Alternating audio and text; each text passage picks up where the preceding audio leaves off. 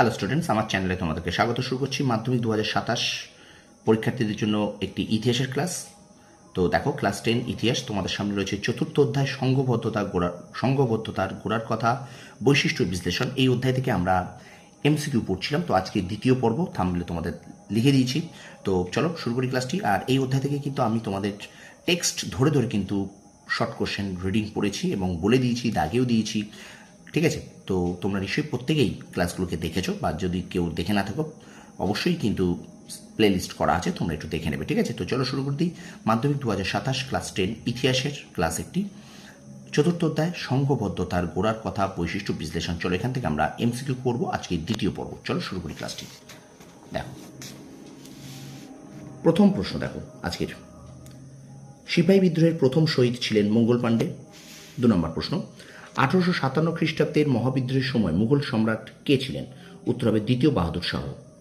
3 নম্বর প্রশ্ন, the Indian war of independence গ্রন্থের লেখককে? বিনায়ক দামোদর সাভারকর।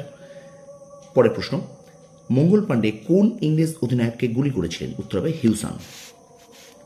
চলে এবার আমরা পরের প্রশ্নে, দ্য সিপাহী mutiny and the revolt of 1857 বা 1857 এই গ্রন্থটির রচয়িতাকে?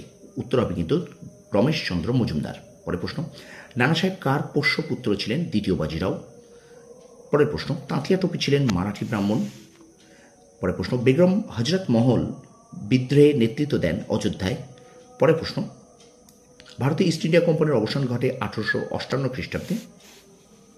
তারপরে প্রশ্ন দেখো, 1857 খ্রিস্টাব্দে মহাবিদ্রোহকে সামন্ত বিদ্রোহ বলেছেন রজনীপাম দত্ত। পরের প্রশ্ন, মহাবিদ্রোহকে 1857 খ্রিস্টাব্দে যে ব্রিটিশ লেখক সিপাহী বিদ্রোহ আখ্যা দিয়েছেন? চার্লস রেইক্স। ঠিক আছে, তো স্টুডেন্টস ভিডিওটা অবশ্যই একটু লাইক করবে, কমেন্ট করবে, বন্ধুদের মাঝে বেশি করে শেয়ার করবে।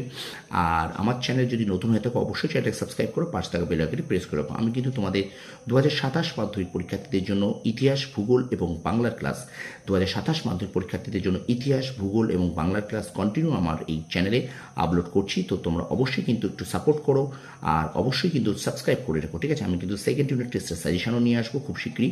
তো অবশ্যই কিন্তু সাবস্ক্রাইব করে রাখতে ভুলো না। ঠিক আছে, আর একটা কথা বারবার বলবো, শর্ট প্রশ্নের কিন্তু কোনো সাজেশন হয় না। আমি বারবার বলি একই কথা, শর্ট প্রশ্ন কিন্তু কেউ সাজেশন করে পড়তে যাবে না।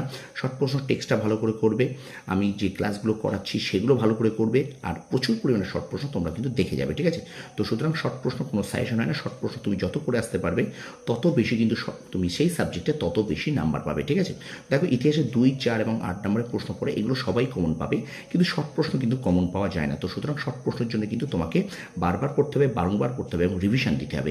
যেটা আজকে পড়ছো শর্ট প্রশ্ন, দেখাচ্ছে তুমি 50টা শর্ট প্রশ্ন আজকে পড়লে ইতিহাসে, তুমি কিন্তু 2 দিন পরে সেই 50টা শর্ট প্রশ্ন আবার রিভিশন দেবে। রিভিশন না দিলে তুমি কিন্তু ভুলে যাবে। ঠিক আছে, তো চলো আমরা ভিডিওটা কন্টিনিউ করি। আমরা চলে যাই পরের প্রশ্নে। একটু শেয়ার করবে, একটু লাইক করবে, একটু কমেন্ট করবে। দেখো, বিদ্রোহে বাঙালি গ্রন্থটি লিখেছেন দুর্গাদাস বন্দ্যোপাধ্যায়। পরের প্রশ্ন, 1857 গ্রন্থটি লিখেছেন সুরেন্দ্রনাথ সেন। 1857 বাংলাদেশ বইটি লিখেছেন সুকুমার মিত্র। মহাবিদ্রোহকে কৃষক বিদ্রোহ আখ্যা দিয়েছেন শশীভূষণ চৌধুরী। পরের প্রশ্ন, মহারানীর ঘোষণাপত্র অনুযায়ী ভারতের রাজপ্রতিনিধি হিসেবে প্রথম নিযুক্ত হন লর্ড ক্যানিং। পরের প্রশ্ন, ভাইসরয় শব্দের অর্থ রাজপ্রতিনিধি। পরের প্রশ্ন দেখো, মহারানীর ঘোষণাপত্রের প্রধান উদ্দেশ্য ছিল ভারতবাসীর আনুগত্য অর্জন। পরের প্রশ্ন, ব্রিটিশ পার্লামেন্ট উন্নততর ভারত শাসন আইন পাশ করেছিল 2 আগস্ট 1858 খ্রিস্টাব্দে। পরের প্রশ্ন, মহারানী ভিক্টোরিয়া ভারত সাম্রাজ্ঞী উপাধি পান 1877 খ্রিস্টাব্দে। পরের প্রশ্ন, ইস্ট ইন্ডিয়া কোম্পানির আমলে শেষ গভর্নর জেনারেল ছিলেন লর্ড ক্যানিং। এবং আজকের এই পর্বের দ্বিতীয় পর্ব, অর্থাৎ দ্বিতীয় পর্ব এই ক্লাসে, শেষ মুঘল সম্রাট দ্বিতীয় বাহাদুর শাহকে কোথায় নির্বাসন দেওয়া হয়? শেষ মুঘল সম্রাট দ্বিতীয় বাহাদুর শাহকে কোথায় নির্বাসন দেওয়া হয়? উত্তর হবে রেঙ্গুন। ঠিক আছে, তো এই ছিল তোমাদের জন্য 2027 মাধ্যমিক পরীক্ষার্থীদের জন্য চতুর্থ অধ্যায় ইতিহাসের সংঘবদ্ধতার গোড়ার কথা, বৈশিষ্ট্য বিশ্লেষণ। এই অধ্যায় থেকে এমসিকিউ এর দ্বিতীয় পর্বের ক্লাস, অর্থাৎ পর্ব 2। তো ভিডিওটা ভালো লাগলে লাইক, কমেন্ট, শেয়ার অবশ্যই করবে। আর আমার চ্যানেল নতুন হলে চ্যানেলটাকে সাবস্ক্রাইব করো, পাশে থাকা বেল আইকনটি প্রেস করে রাখো। তোমরা সফল হও, তোমাদের সাফল্য কামনা করি। ধন্যবাদ।